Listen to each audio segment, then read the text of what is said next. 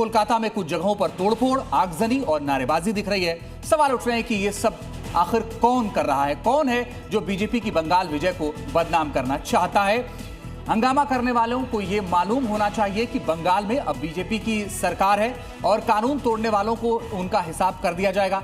गड़बड़ी करने वाले लोग बख्शे नहीं जाएंगे। ये तस्वीरें कानून व्यवस्था पर सवाल की तरह है कि आखिर इन तस्वीरों के बाद असली जो मुलजिम है वो कौन है और कौन बदनाम करने की कोशिश कर रहा है। हालांकि बीजेपी की सरकार अब आ गई है और उनके नेताओं का यह दावा है कि सारा हिसाब कर दिया जाएगा, मगर आगजनी, तोड़फोड़ और नारेबाजी की तस्वीरें फिलहाल सामने आ रही हैं।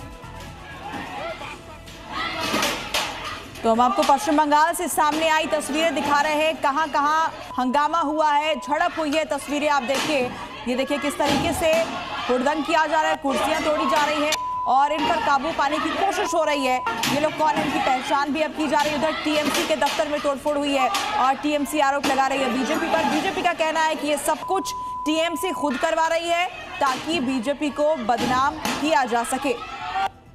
तो कल चुनाव के रिजल्ट आए, उसके बाद से आगजनी की अब ये तस्वीर आप देखिए। एक दफ्तर में आगजनी की गई।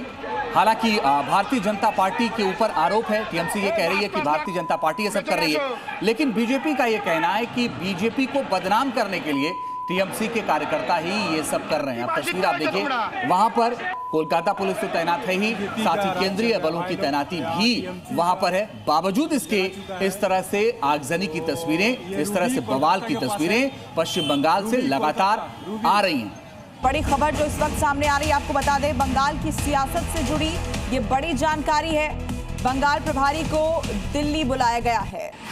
इस वक्त की बड़ी और अहम खबर आपको बता रहे हैं, बीजेपी महासचिव सुनील बंसल को दिल्ली बुलाया गया। आज दोपहर बाद कोलकाता से दिल्ली के लिए रवाना होंगे सुनील बंसल। आगे की रणनीति, शपथ ग्रहण कार्यक्रम समेत विधायक दल की बैठक समेत तमाम मुद्दों पर गृहमंत्री अमित शाह के साथ वो चर्चा करेंगे। साथ ही बीजेपी अध्यक्ष नितिन नवीन के साथ भी उनकी मुलाकात होनी है। सुनील बंसल की बड़ी भूमिका रही है इस पश्चिम बंगाल के चुनाव की जीत में, जिन्होंने ग्राउंड लेवल पर उतर करके काम किया और अब फिलहाल जीत के बाद उनको दिल्ली बुलाया गया, जहां वो गृहमंत्री अमित शाह और बीजेपी के राष्ट्रीय अध्यक्ष से मुलाकात करने वाले हैं।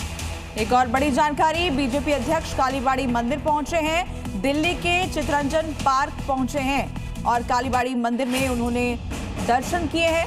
सीआर पार्क पहुंचे हैं बीजेपी अध्यक्ष और कालीबाड़ी मंदिर में दर्शन किए हैं। तो पश्चिम बंगाल जीत के बाद एक संदेश भी है, एक मैसेज भी देने की कोशिश कर रहे हैं बीजेपी के राष्ट्रीय अध्यक्ष नितिन नवीन, और वो कालीबाड़ी मंदिर पहुंच करके उन्होंने एक साफ संदेश पश्चिम बंगाल को भी देने की कोशिश की है कि सब साथ मिलकर वहां पर चलने वाले हैं। और इस दौरान भारतीय जनता पार्टी के जो कार्यकर्ता थे उन्होंने उनका वहां पर भी स्वागत किया है। कालीबाड़ी में दर्शन करने के बाद अब वो एक बार फिर से तमाम कार्यकर्ताओं से मुलाकात करेंगे। देखिए जी न्यूज़ पर इस वक्त की एक्सक्लूसिव तस्वीर।